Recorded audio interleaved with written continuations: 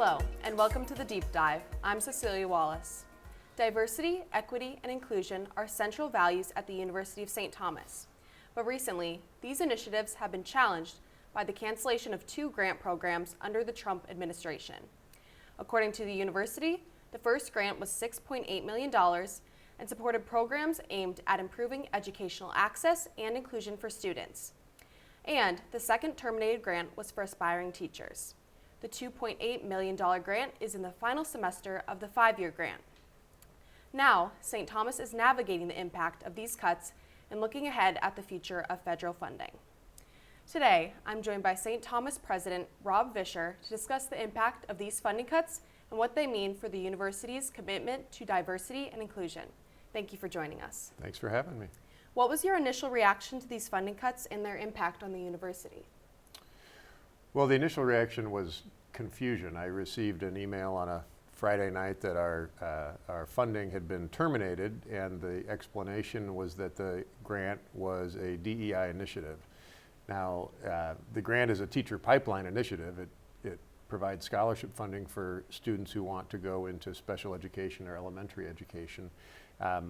There was certainly DEI language as part of the grant application, but that was required by the previous administration. And there are, of course, some components in the program itself that contribute to a teacher's ability to be effective across cultural boundaries, and that's part of the Minnesota state licensing requirements for teachers. So, of course, we have to comply with those as well. It was confusing because we viewed it as a teacher pipeline initiative, and we had not been given any opportunity to have a conversation about whether that there were elements within the programs that could be brought into closer compliance with the new presidential administration's priorities. Because in all the conversations I've had, support for providing more special ed and elementary ed teachers is a bipartisan priority. I don't think that's just the subject for one party and not the other's value. So it was confusion, and then we started having conversations and taking actions to try to remedy the situation if possible. St. Thomas has made diversity, equity, and inclusion a key focus. How do these cuts affect the overall Tommy experience? Well, I don't think they'll affect the overall Tommy experience at all. We've guaranteed to the students who lost the grant for the scholarship funding this semester that we would do whatever we could to make sure they could complete this semester, and then for next year we have to obviously explore options, and we're doing so. But in terms of the day-to-day experience of students at St. Thomas, it shouldn't affect that at all. And this was really just a termination of 2 grants, both aimed at teacher pipelines. In terms of the broader university operations, those are unaffected. How do you see the cuts affecting changes and improvements you've observed in the university's DEI efforts during your time at St. Thomas? Well, I don't think anything that I've seen coming out of the new administration affects the work that we do. So how I would put it is, at St. Thomas, we are committed to making sure that our academic community reflects the wonderful diversity of the human family. We're committed to making sure that every student who sets foot on our campus has the experience of being seen and known and loved, a strong sense of belonging. And we are committed to meeting students where they're at and practice what Catholics would call the ministry of accompaniment, as we walk with them in ways that equip and empower them to achieve lifelong flourishing. Now, I just described those values in Catholic terms that stretch all the way back from our founding in 1885. We are committed to the work. I'm less concerned about the terms used to describe that work. And so there's obviously a lot of rhetoric and debate and tension and conflict around the term DEI. And I think DEI can be an apt descriptor of what we do, but if someone wants to use other terms to describe what we do, that's fine too. The focus is on the work, not on the terms. How have St. Thomas's DEI initiatives evolved in response to recent federal policy changes, such as the Trump administration's stance on these funding related to these programs? Well, so there hasn't been any change. We don't receive government funding for our core programs that are promoting a more diverse, inclusive, and equitable environment at St. Thomas, so it doesn't affect that. What's been clear from how the law has evolved is that any program or initiative or student organization or opportunity we provide cannot be provided conditioned on race or other protected status. That is something we've already been doing, right? All of our student organizations are open to all students, so we haven't had to change that, but we're making it clear in the language we use that that's the case for everything we do. Beyond that, I have not seen any impact from executive orders or rulings that have been coming out of the new administration that would affect what we can do in our day-to-day work. The second terminated grant provided funding for approximately 20 students per year. For some of these students, they're losing out on make or break money. What options is the university giving them? Well, so there was just a court ruling earlier this week that at least for this year seems to have required the Trump administration to restore that funding for this year on the grounds that the way they terminated the funding didn't comply with the statute that governs all of these issues, which is called the Administrative Procedure Act. And if anybody wants to go to law school, you can learn all about it, but it's pretty dry. But it is an important ruling for us. We do think the funding will be secured for this year, and then next year we'll just explore other options. But for the teacher residency program, we're also working with school districts to make sure that there can be funding in place. But we're cautiously optimistic that this court ruling is going to help students get through this year. How does St. Thomas's approach to these changes compare to other institutions? Well, I have enough on my plate that I don't worry too much about what other institutions are doing.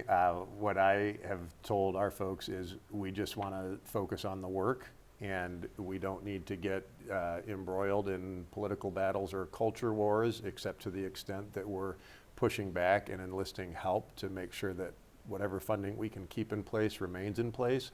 But beyond that, let's just focus on the work. Are you worried about other programs that the government could deem DEI and cut nationwide affecting St. Thomas? Oh, sure. And what I'm hoping is that we get the chance to at least engage in a conversation about what those programs could be or are, and if there's opportunities to bring them into compliance to the extent that the new administration deemed them out of compliance. The one aspect that was frustrating about these grant cancellations is that there wasn't much of an effort to explain in any particular terms why these programs represented something that conflicted with the priorities and policies of the new administration. So that's all we're asking for, is the opportunity to talk about it. Can you give us any tangible ways that the university has shown its commitment to fostering a diverse and inclusive campus since the federal decisions? Sure. We haven't stopped any of the work that we've been doing for years on this. There's been no staffing changes, no departmental changes, so we still have components of our student affairs team and the team that supports faculty and staff who aim to make sure that every person has a strong sense of belonging. There's a variety of ways they do that, and what I find is if the term DEI has become a political lightning rod. When I have the opportunity to talk, whether it's with alumni or other stakeholders, about the work we actually do, it tends to reduce the heat to the conversation. If you're just battling, are we pro-DEI or anti-DEI, people align on the familiar positions. But if you talk about, for example, just the other night when we had the Somali Student Association Gala in Wolf Alumni Hall, and it was absolutely packed, and it was a celebration of Somali culture and dance and history and fashion and food and music. I've never had a conversation about particular activities that we engage in that folks find objectionable. And so what I try to do is take the debate from vocabulary to the actual work that we're doing. And so we haven't pulled back from that work in the last months, and we don't intend to unless there was some new law or interpretation of law that required us to make other changes. But we're continuing to do the work that we do, not because we're committed to a particular political position. It's because we're a Catholic university, and since 1885 we've been committed to living out Catholic social teaching and making sure that every person who's part of our community understands that they possess intrinsic dignity and they deserve respect, and that they will flourish and learn best if they are learning in the context of supportive relationships. This is what we talk about, the culture of encounter. Right? That's what our commitment to diversity, equity, and inclusion springs from, this culture of encounter, which Pope Francis calls all of us to be part of building. And that, I hope, transcends politics and the current partisan divide that affects so much of our country today. In light of the challenges posed by the loss of federal funding, what strategies is St. Thomas implementing to ensure the continuity of DEI programs, both for the students directly impacted and just for the university as a whole? So St. Thomas will always comply with the law, period, right? We follow the law, state and federal law. We don't believe that the law requires us to make changes at this point to the work that we do.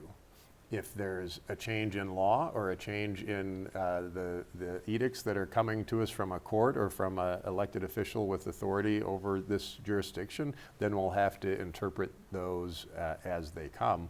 But right now, we think our work is lawful and it's core to our mission.